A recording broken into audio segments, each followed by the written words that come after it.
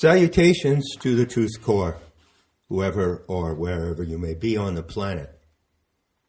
I'm here today to tell you about the Jupiter-Saturn conjunction, which was exact on December 21st, 2020, just about 2 weeks ago. Now you see that I've titled this talk, What the 2020 Jupiter-Saturn conjunction signals for the future of humanity. Take note of that word signals. I'll get back to it in a second. I could, of course, as well have said signifies. And indeed, I will talk about what that conjunction signifies, what it indicates for the future of humanity and human society as we see it in the world today. I use the expression signal because the conjunction is exactly that. Imagine that you're at a race course. You're sitting in the stands and you're looking down at a large circular or oval area, which is the race course. Let's say that it's a horse race. A number of horses are lined up at the gate. They all have their noses in exactly the same line, so it's a fair and even start. And so what happens to start the race? Well, there's a bang, a sharp bang. And that is the sound of the starting gun. And at that moment, the gates are opened and the horses proceed in the race going around the oval track. And you may recall that the term for one complete circle around the oval track is called a lap. So when a horse runs all the way around the track and returns to the position of the starting gate, that's one lap. And a race might consist of one lap, or it might consist of several laps, L-A-P. So, what happened on December 21st, 2020, a couple of weeks ago? You might think, and many astrologers would agree, that that exact moment was significant in and of itself, just that moment, just what happened immediately before, during, and after that moment. And that was it. Well, it's true that you could only observe those planets in close conjunction in the sky at that exact moment. But that exact moment is equivalent to the firing of the starting gun. That begins a race. And that race is going to last 20 years. So if you think of a lap in time rather than a lap in space around the racetrack, then the first lap of Jupiter and Saturn has begun, and it will run for 20 years. So you follow the analogy. The signal of the exact conjunction starts the race, and the race runs for 20 years. So what I'm going to do is I'm going to describe to you what's involved in this race, what's happening in human society, what can happen, and what are the challenges and problems that will come about during this 20-year lap of Jupiter and Saturn. Therefore, and in the larger sense, what all that signifies for the future of humanity. In order to present that to you in a clear description, in some way that will be helpful and instructive, I need first to put you into the big picture. It is a fact that Jupiter and Saturn conjunctions happen every 20 years. So the last one was in the year 2000. Before that, it was 1980, and so forth, going back in 20-year intervals, all the way back as far as you want to go. However, That obvious fact of astronomy tracking planetary cycles and conjunctions tends to conceal a more significant fact, which is that the development of this race in 20-year laps has a comprehensive design that extends or extrapolates into a rhythm of 60 years. Well, how is that so? Sticking to the analogy of the racetrack, you can say that the current lap, one time around the racetrack, of 20 years is part of a 3-lap event that runs for 60 years. This is simply an astronomical fact, and you can track it and observe it if you plot these conjunctions around the racetrack of the zodiac, which happens to be a study that I've done many times over the last 50 years. And what you need to bear in mind then are 2 cycles of succession. In one cycle, the conjunctions occur successively every 20 years. So the present conjunction will recur in 2040, 2060, and 2080.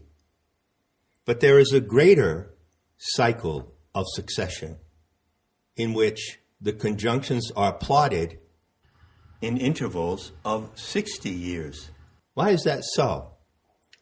Well, imagine that Jupiter and Saturn are 2 horses, and Jupiter is the faster horse. The moment that the starting gun is fired, the 2 horses leap into the race. But quite quickly, and you can watch this in the sky, not now, but later in the spring when Jupiter and Saturn appear in the morning sky, Jupiter, the faster horse, advances. And so Jupiter makes the total round of the racetrack and catches up with Saturn because Saturn is slower. So Jupiter will go around the racetrack, and in 20 years, it will catch up with Saturn again. And at that point, the 2 horses will be at another place on the oval or circular racetrack. Jupiter will not catch up with Saturn at the starting line of the 2020 lap. There is a regular pattern showing how this happens. On an average of about 244 degrees. So the place where the Jupiter-Saturn conjunction will happen 20 years from now is 244 degrees around the circle from where it is now.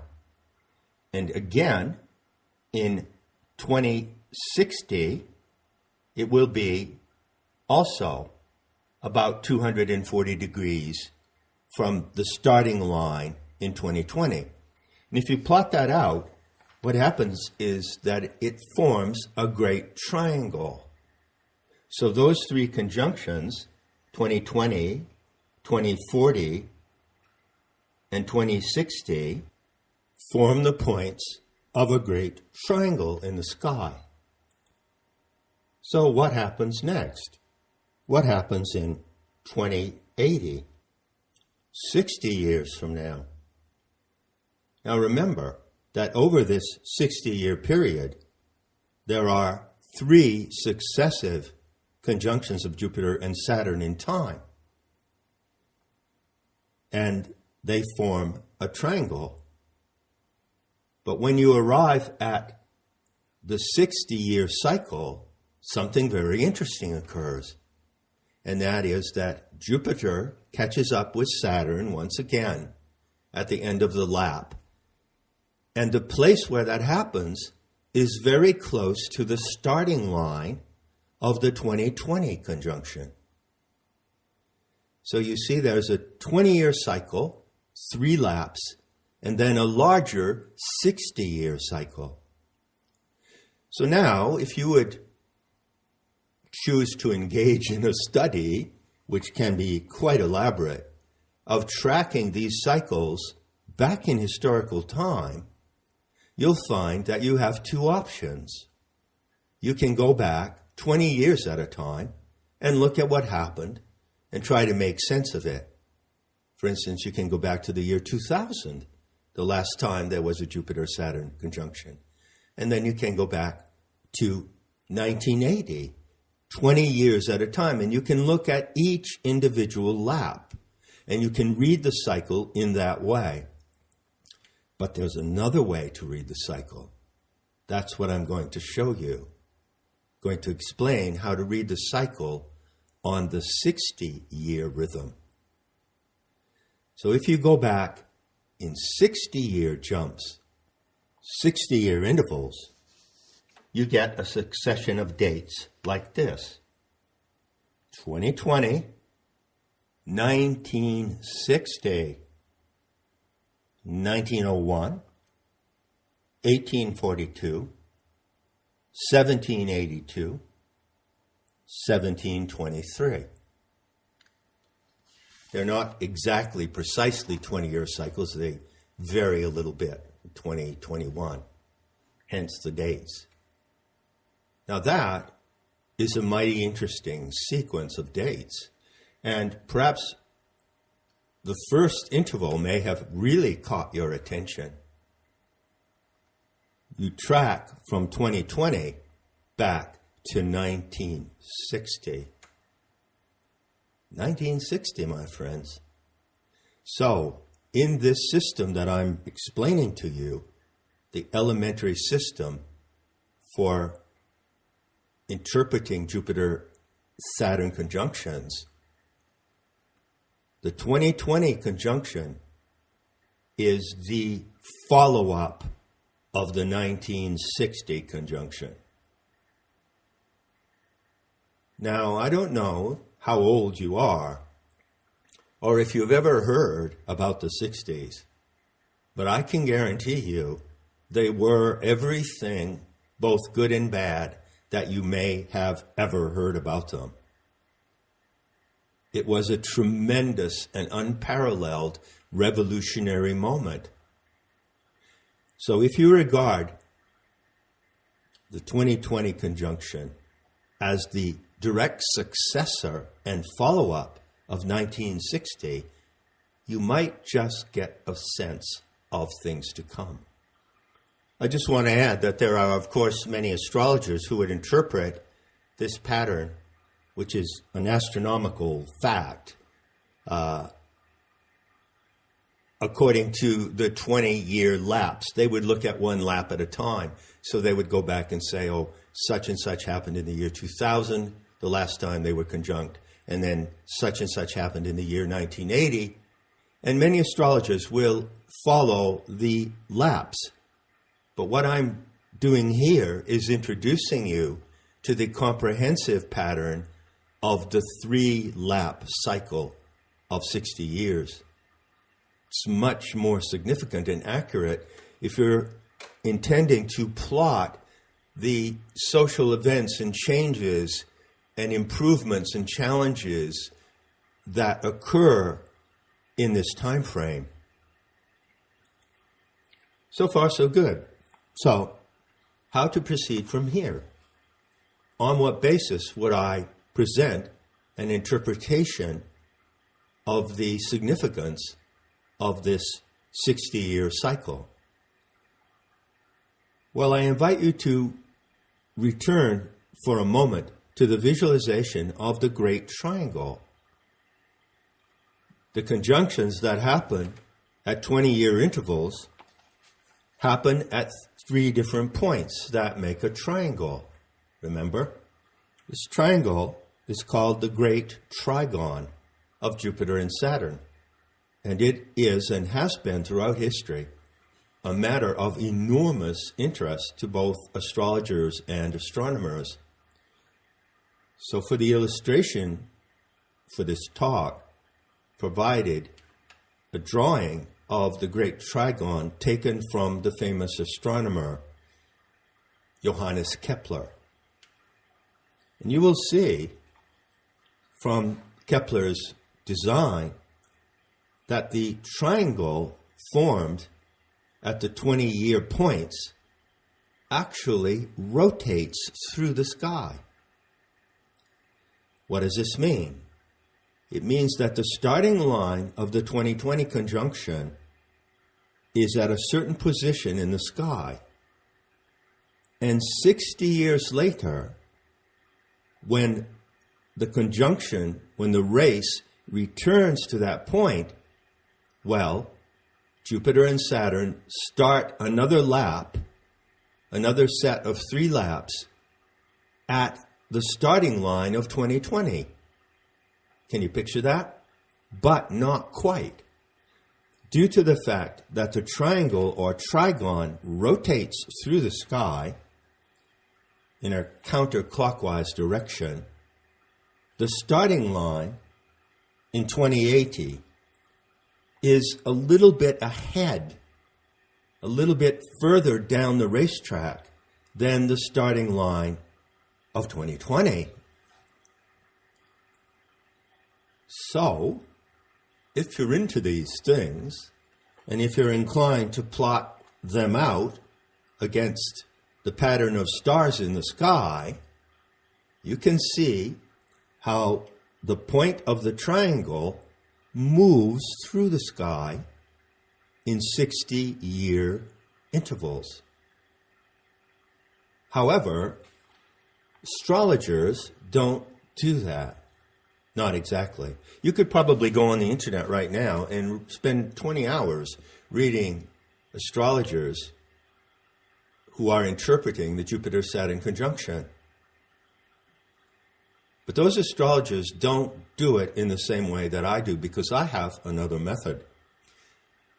I refer the conjunctions in time and in space to where they actually occur against the background of the stars.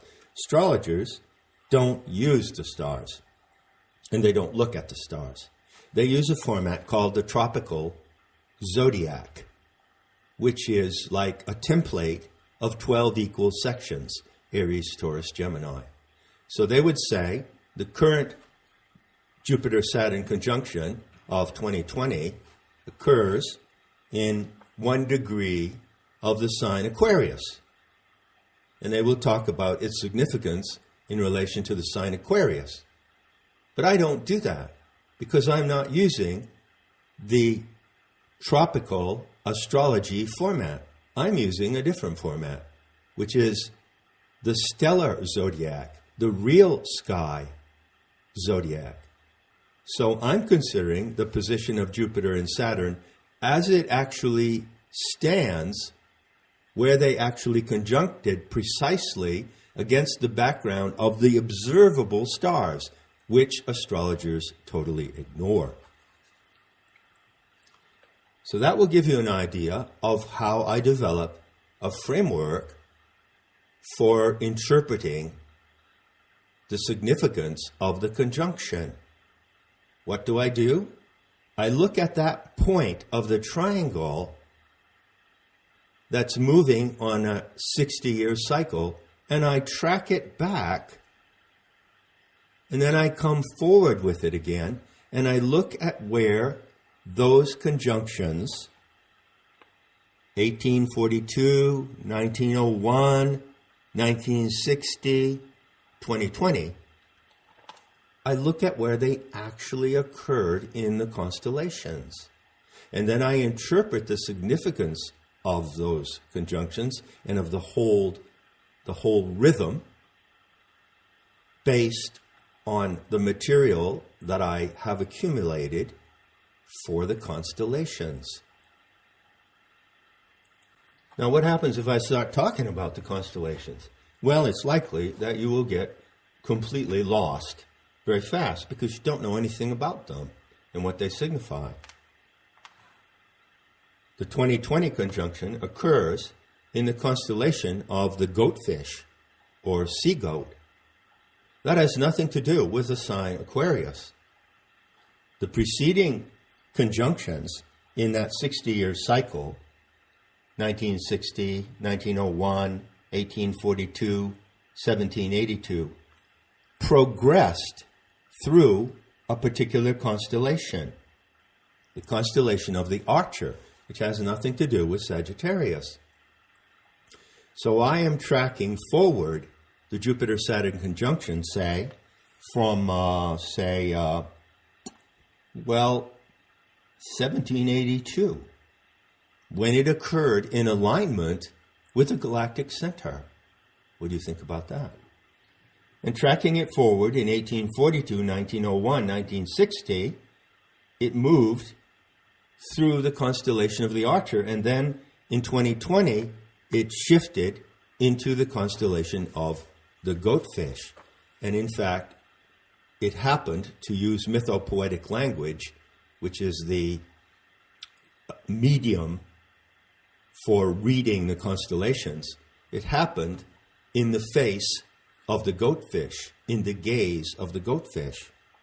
And this is a constellation based on an ancient mythological figure which has in front the head and neck and forelegs of a goat, and it has the tail of a fish. So the 2021 conjunction happened before the face of the goatfish, or actually in the face. And it was aligned to the stars that mark the eye and the horns of the goatfish. So there you have a mythopoetic trope. The goatfish is looking at something. The goatfish has a gaze. The goatfish has a vision. And this vision becomes a reality for humanity over the 20-year lap, until the next time Jupiter catches up with Saturn at another point on the triangle. So in fact, even though I'm talking about the larger comprehensive 60-year cycle, the first lap of that cycle is completed in 2040. Then there's a second lap and a third lap, and then Jupiter and Saturn come around again to the goatfish. So in 2080, they will again conjunct in that constellation, although the position where that conjunction occurs will be about 10 to 12 degrees more advanced into the constellation. Remember that the starting gate moves every 80 years. And it moves by about 12 degrees, which you can see if you do the graphics and you track it, that point of the trigon, as it advances counterclockwise through the natural order of the zodiac, the real observable star patterns in the sky, not the astrological signs. All right, so far so good. I don't know if you have followed me or if you appreciate what I've done to set up this explanation for you. It takes time to explain these things, and it takes time to learn these things. What I'm actually talking about are tools that I have used for many years, and I've taught others to use in the field of what I call forensic astronomy or celestics. So that's a little lesson in celestics. And now let's go to the takeaway. What does the 2020 Jupiter-Saturn conjunction signify for the future of humanity? Well, it has a tremendous and far-reaching significance. It is an outstanding conjunction of great importance and great urgency. Now, to come across to you in a user-friendly way, I'm going to tell you what I make out of this conjunction, how I interpret it. But I'm not going to tell you how I arrive at that interpretation, except on 2 points. First point I've already made. This conjunction marks the beginning of a 20-year cycle that is the follow-up of the 20-year cycle that began in 1960. So there is continuity between the events between 1960 and 1980 and the events in the future between 2020 and 2040. There's something like a higher octave of development in play here, but with repeating themes, similar themes of challenges and advances to be made in society during the lap that is now beginning. Second point concerns the constellation of the Goatfish. So I'm going to describe 3 massive trends in social behavior and social upheaval that will transpire over the next 20 years. And I base the characterization of those great trends, those massive currents and upheavals of social life, upon my pre-existing knowledge of the constellation of the Goatfish. All in all, this conjunction signals a period of recovery. In particular, the recovery of human sanity. As I read it, the coming 20 years will be a time in human history when the battle to recover sanity will reach a culmination. 20 years, a 20-year lap of the Jupiter-Saturn race has for its overriding goal the recovery of sanity in all areas of human life, social life, culture, economics, the arts, you name it. This battle for sanity unfolds along 3 fronts. It's a battle to be fought on more than one front at a time. First front is the area of ecology. One of the themes of the constellation of the Goatfish is conservatism. Strange as that may sound. Conservatism. See, the goatfish is there in the sky. It has the head of a goat or gazelle, and it's gazing out across space into another area of the sky. And what is implied by the gaze of the goatfish? Well, that is the gaze of humanity looking into the future. But what establishes the way that humanity sees the future, or any society or culture? For instance, if you live in Ireland, what establishes the general mindset of the people of Ireland in their view of their own future? Well, it depends on what they want to conserve and preserve that will be there in the future. You see? So the attitude of conservatism actually supports a vision of the future. And that is the sane way to look at the future. What's happening today under the onslaught of transhumanism and the technocrats is that they want you to see the future in the way they see it, which is a post-human future and a post-truth future.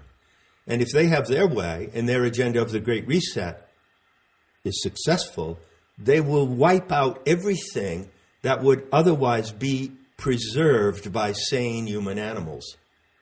They will destroy the conservative outlook and replace it with their insane transhumanist view of the future.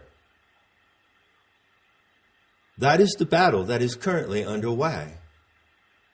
So reclaiming conservative values and standing for what you want to keep from the past, you want to preserve it, honor it, and keep it, and make it better, and go into the future in that conservative attitude, that's the responsibility that you face, to do that in your life, in your community, in your nation, and with your people. So every nation in the world, especially the Western, European, Euro-American world, is now faced with this challenge: how to have a viable, vibrant, sane, and happy future by conserving the things that really matter, rather than going down into oblivion by following the transhumanist agenda, which openly states that it will destroy humanity. You know, one of the lines in the Great Reset Manifesto is, they are going to change what it means to be human. Well, I don't recall them asking me about that. I don't recall them asking me if I wanted to change what I think it means to be human. I happen to very much enjoy my sense of humanity and what I think it means to be human. And I'm not going to allow anybody to change it. I'm going to conserve it, and preserve it as a foundation for a sustainable future, for a free, honest, and sustainable world to live in.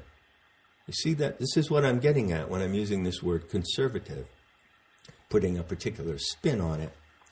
So the first thing will be the battle for a sane ecological viewpoint. That means going to war against the New Green Deal, going to war against the climate change fear-mongering, which is completely bogus science, going to war against the notion of zero carbon emissions, which is entirely insane. We are animals who breathe out carbon dioxide. Plants breathe it in. Carbon dioxide is a component of the biosphere. The goal of net zero carbon emissions, or zero carbon, which is a mantra you continually hear, is something coming out of the terminal dementia of those people who have fallen into the clutches of the globalist overlords. All the goals of transhumanism and the technocratic agenda for the future are insane. This conjunction signals the battle to recover sanity and to run society and live in society in a sane way that is shared and supported and enjoyed by those who embrace it. The second front is the field of education. Now, one of the reasons why the COVID-19 scam succeeds is because huge numbers of people in the world take their education daily from the mainstream news. And that's just part of the problem.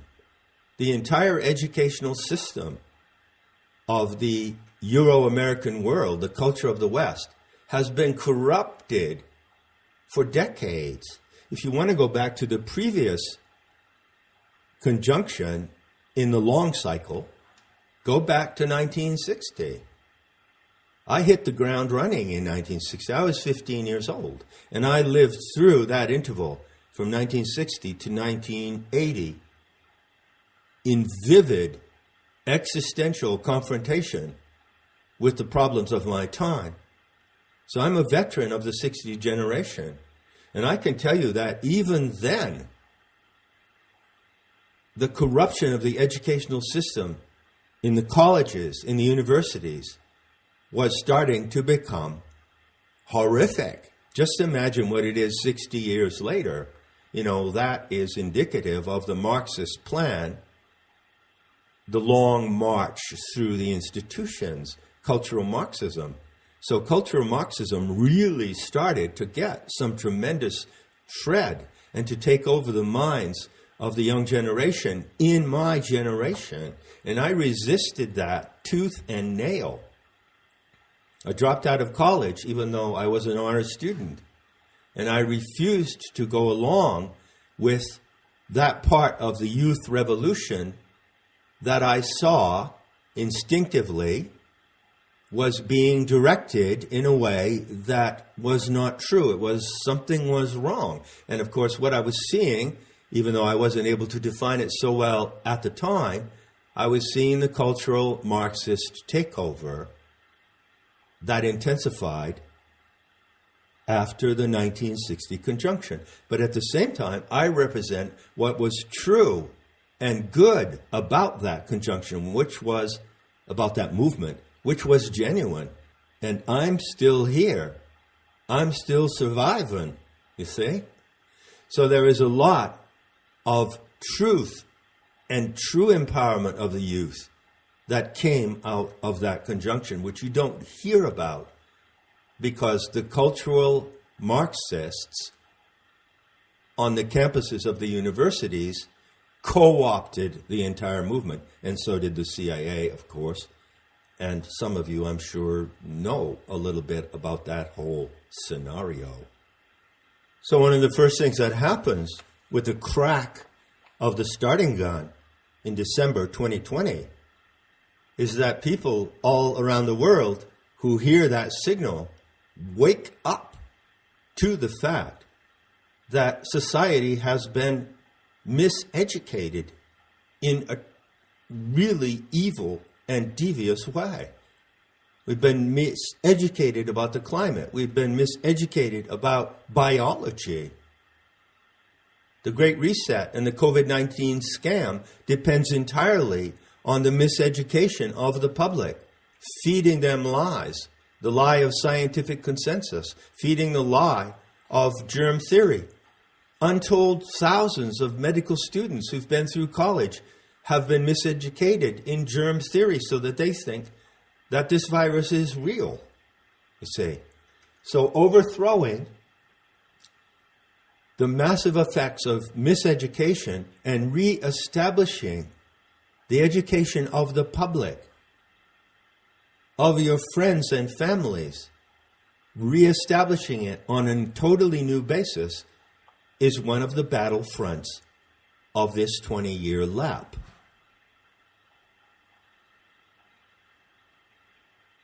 Third front is one that concerns me intimately. And I will characterize this front with a meme: the rise of the Calicas. So who are the Calicas? I'm suggesting that immediately now in 2021, and the race is on, and Jupiter is already advancing beyond Saturn. So Jupiter will go the full round of the racetrack in 12 years. It takes Saturn 29 and a half years to go the full round of the racetrack. So Jupiter is racing ahead, and in 12 years it would return to the starting gate. And then, of course, the slower horse Saturn has advanced along the racetrack, so it takes a little more time, 8 more years, for Jupiter to catch up with Saturn. And there they are again, neck and neck, in 2040. So what happens in the next 20 years on this front of the battleground, of the war for sanity? The rise of the Calicas. Now, a Calica is a term for someone who is a devotee of the Hindu goddess Kali or Kali. And Kali is a figure, plays a great role in my life. In fact, Kali is my guardian. But when I talk about Kali, I ask you to divest yourself of whatever you may have heard about that goddess in the genre of Hindu or Indian society and Hindu or Indian religion. I certainly do not worship Kali in the way that Hindus in India do, and I've been to their places. I've been to Kali Ghat, where they burn bodies in Calcutta. I've watched them. I used to spend my afternoons there. And I know what happens at the temples and shrines of Kali in India, and the sacrifice of chickens and the rubbing of the chicken blood on the statue. But this has nothing to do with those practices. When I talk to you about Kali, I'm talking about the shock goddess and the war goddess. And she belongs to a gang of very, very powerful supernatural agencies. When you investigate planetary tantra and you learn about the Shakti cluster, you encounter these supernatural powers, these goddess forces, which are all expressions of one supreme goddess, the Aeon Sophia, who is your divine mother, the living earth. So Kali is a warrior force that comes out of the earth, but it becomes your force when you become a Kalika. So as a Kalika, you're a warrior, but you have the boost of the earth to support you. You're not simply a warrior acting from your own power and energy, but your power is coupled with the power of the shock goddess. So there are shocks coming. The shocks are happening right now. And one expression or one proof of those shocks, by the way, is the spectacular display of volcanic eruptions that has been underway through December and continuing into 2021. Those are expressions of the rage of the planetary animal mother. And those geophysical expressions are reflected by the changes that are now due to happen in the social order. So the rise of the Kalikas refers to the requirement in this 20-year period for certain individuals in communities, in nations around the world, to take responsibility to go to war against false power and false authority. So when you see these video clips of certain people standing up and talking back to the police, again, that tactic of arrogation, what you're seeing is the emergence of the Kalikas. People standing in their power and challenging the authorities and the illusion of power and the whole massive scheme of lies upon which the authorities operate. That system is going down fast. And those who will take it down to the bottom, to complete demolition, down to the rubble, on the cremation ground of Kali. That's where it's all going. The Great Reset, the World Economic Forum, every massive global authority, the Bank of International Settlements, the Rothschild central banking system, all the institutions of power, all the so-called humanitarian institutions, Amnesty International, the NGOs, the countless phony humanitarian organizations, they're all going down into the rubble of the cremation ground of Kali, the shock goddess. And those who will carry that demolition to its final moment in the battle are those people I call Kalikas, and I count myself as one of those. I'm in the band of Kali. In fact, I'm the leader of that band, and Kali is my sacred guardian. So needless to say, there's a power struggle underway that can only intensify. It can only get better as it gets worse. Sure, it'll get worse. That's called dystropic escalation. But at the same time that it gets worse, it will also get better. And every day, every single day, you can count on more opportunities coming for the recovery of sanity along these three fronts: in ecology and conservation of nature, and the right relation of society to the natural setting, in the reform of education, and even including the restoration of the humanities, which is one of my stated goals. Nematta is founded on the premise of restoration of the humanities. And finally, the struggle for power. The Kalikas are the guardians of the security of society in the future. You see, the problem, one of the core factors in the current problem today, is that societies around the world delegated to the authorities and politicians the power to guard and protect those societies. But it's becoming screamingly obvious that the guardians are corrupt.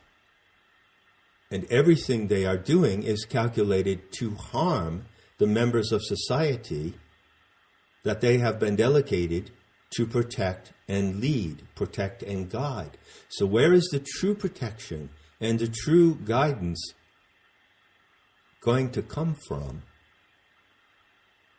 In the immediate future and over these next 20 years, it's going to come from those individuals in the community and in the nation who take responsibility for the future of their people. And that's the only place it comes from. As this battle proceeds, all of the authorities are going down. All of the people on the mainstream media who report lies dictated to them by the authorities are going down. All the police who are acting in the service of the authorities against society and against the sovereign individual are going down. They don't know it yet, but they are already pariahs. What I would say if I had to speak, say, to a law enforcement officer in the United States or in England, if I had to tell them something, if I chose, I would say, listen, it appears that you don't see the consequences of what you're doing. But I can tell you exactly what they are. Either you can have a job now and a life later, but you can't have both. So all those people who are supporting the system of social evil will be pariahs. They are already pariahs. They are already deeply hated.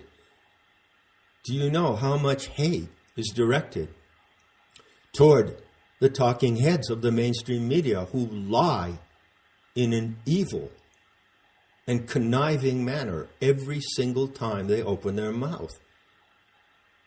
People like that have no life. They have no future in the beauty to come. They have no future in the society based on the recovery of sanity. But that recovery involves a battle. And Kali is the shock goddess. She's the war goddess who oversees that battle for all that is good and free and beautiful in the future of humanity. There's a saying among the Calicoes, and it goes like this. It's a saying that comes from Kali herself.